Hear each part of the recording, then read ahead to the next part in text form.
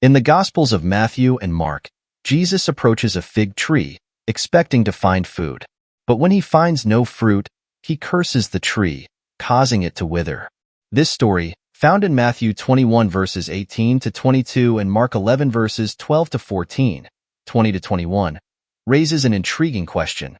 Why did Jesus curse the tree when, as Mark notes, it wasn't even the season for figs? If Jesus is God, shouldn't he have known that? To understand this, we need to look deeper into the nature of fig trees and what they symbolize in the Bible. According to scholars, even before the season for ripe figs, fig trees produce small, edible buds called tachs. These tachs appear around the same time as the leaves. If a fig tree is in leaf but has no tachs, it's a sign that it won't bear any fruit that year. This is why Jesus, seeing the leafy tree but finding no tachs, knew it was barren and cursed it. Jesus' action was more than just a reaction to hunger. It was a prophetic sign, an acted-out parable, warning of impending judgment. In the Old Testament, the fig tree often symbolizes Israel. Jeremiah 8 verse 13 says, "I will take away their harvest, declares the Lord. There will be no grapes on the vine. There will be no figs on the tree, and their leaves will wither."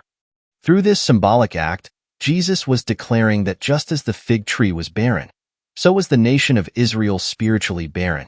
God had come looking for spiritual fruit among his people, but found none. As a result, just as the fig tree withered, so too would judgment come upon Israel. This theme of spiritual fruitfulness is echoed throughout Jesus' teachings. In Matthew 7 verses 16 to 20, he warns that every tree that does not bear good fruit will be cut down and thrown into the fire. The cursing of the fig tree, then, serves as a stark reminder that God expects his people to bear fruit, the fruit of righteousness, and those who do not will face judgment. Jesus wasn't acting out of frustration or anger. He was delivering a powerful message. The withered fig tree symbolized the fate awaiting those who fail to produce spiritual fruit. The fig tree's leaves without fruit represented a form of godliness without power, an appearance of religion without the substance of faith and righteousness.